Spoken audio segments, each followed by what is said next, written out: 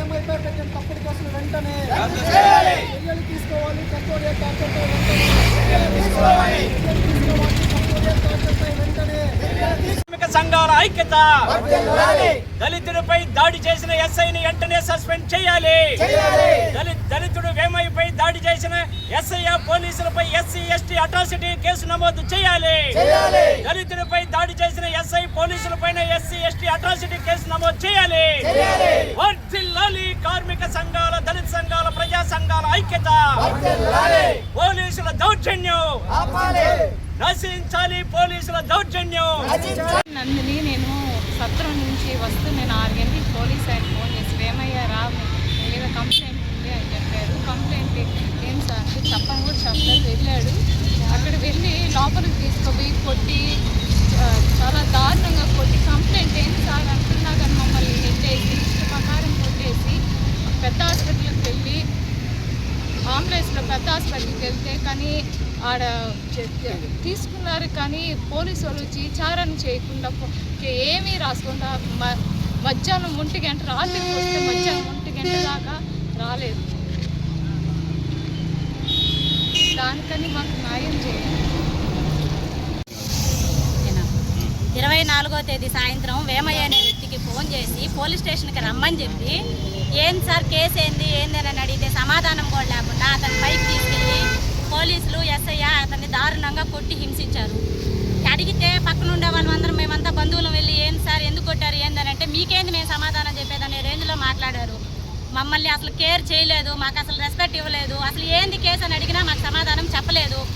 అతన్ని దారుణంగా కొట్టి తను తీసుకొచ్చి వదిలేసి నడవరా నేను తోస్తున్నారే కానీ కనీసం కొట్టిన దానికైనా తనను తీసుకొచ్చి కూర్చొని పెట్టిన దానికి కూడా లేదు. ఆ అబ్బాయి ఇప్పుడు హాస్పిటల్లో చికిత్స పొందుతూ ఉన్నాడు. సరే అక్కడ వెళ్ళారు, ఆడ ఉన్నారు పోలీసులు. వెంటనే వచ్చి పోలీసులు అయినా కూడా ఆ టయానికి కూడా రాలేదు అక్కడికి. ఎప్పుడో 1 గంటకి 2 గంటలకి వచ్చి ఏం జరిగింది అని విచారిస్తున్నారు. అసలు పోలీసులు కొట్టాల్సినంత అవసరం ఏమి? అతని మీద ఏం కేసు ఉంది? సరితో ఈ కేసు పెట్టారు ఇది జరిగిందని సమాధానం చెప్పే వాళ్ళు కూడా లేరు. అసలు కేసు అనేదే లేకుండా అతన్ని ఎందుకు కొడతారు? ఎవరు చెప్తే కొడతారు? మీకేం రాజకీయ నాయకులు చెప్పారా? లేదా మీకేమైనా కక్షలు ఉన్నాయా? లేదా పాత కక్షలు ఉన్నాయా? మీకు ఏమున్నాయని అతన్ని ఆ విధంగా కొట్టారు? అతని బిడ్డల పరిస్థితి ఏంది? అతని భార్య పరిస్థితి ఏంది? వాళ్ళందరినీ చూసేవాళ్ళు ఎవరు? మీకు ఇష్టం వచ్చినట్టు మీరు కొట్టేసి వదిలేస్తే సరిపోతుందా? పోలీసులు అంటే కొట్టేదానికే ఉన్నారా? పోలీసులు అంటే దేనికి? ప్రజలను రక్షించేదానుకున్నారు. ప్రజలను రక్షించడం మానేసి హింసించడం మొదలు పెడుతుంటే ఇంక మేము ఎవరికి అడగపోవాలి? ఎవరిని నమ్మాలి? ఇలా చేస్తే ఎలాగండి సార్? పోలీసుల అంటేనే న్యాయం కోసం పోలీస్ స్టేషన్కి వస్తే న్యాయం కాదు అన్యాయం కోసమే పోలీసు వాళ్ళు ఉన్నట్టుగా బిహేవ్ చేస్తున్నారు. ఎందుకని ఆ విధంగా చేస్తున్నారు? ఏం చేశాడు వేమయ్య? ఏమంత నేరం చేసినాడు? కనీసం చేసిన తప్పేందో కూడా చెప్పకనే అతన్ని ఆ విధంగా హింసించాల్సినంత అవసరం ఏం జరిగింది? మేము అడుగుతా ఉన్నా కూడా మమ్మల్ని ఏం సమాధానమే లేకుండా బయట తోసేస్తున్నారు. ఏం జరిగింది? మేము ఏదో నిరసన కూర్చున్నాం కదా, కూర్చున్న వాళ్ళు కూడా ఏళ్ళు కూడా 2 డేస్ కొట్టాలనంటే అంత మీ ఇష్టమేనా? మీ ఇష్ట ప్రకారమే జరగాలనా?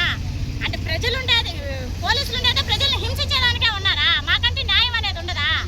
కాబట్టి మాకు న్యాయం జరిగేదాకా ఈ ఉద్యమం ఆపము. ఈ ఉద్యమం కొనసాగుతూనే ఉంటుంది, ఇంకా తీవ్రంగా కూడా మారుతుంది. దయచేసి మాకు న్యాయం చేయండి. నా పేరు పల్లిపాటి రవిమూర్తి, తిరుపతి జిల్లా వెంకటగిరి టౌన్ ఎంఆర్పిఎస్ కృష్ణమాది ఆధ్వర్యంలో నియోజకవర్గ ఇన్ఛార్జిగా పనిచేస్తున్నాను. ప్రపంచంలో ఎక్కడైనా ఇతరుల వల్ల అన్యాయం జరిగితే పేదలకి ఆ అన్యాయాన్ని దేవుడా నువ్వే దిక్కు అంటారు. ఆ దేవుడి రూపంలో వచ్చేది పోలీసులే.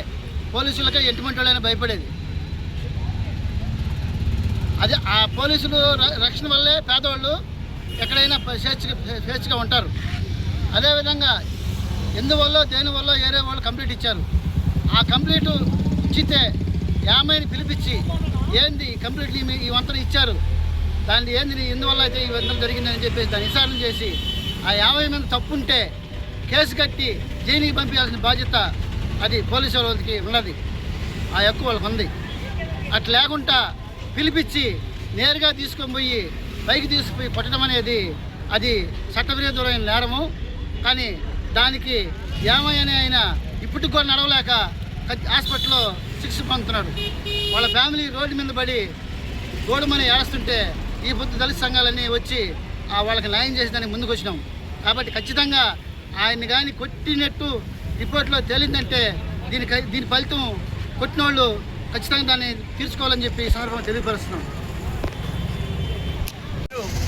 వడ్డిపల్లి చెంగయ్య, CITU తిరుపతి జిల్లా ఉపాధ్యక్షుడిని.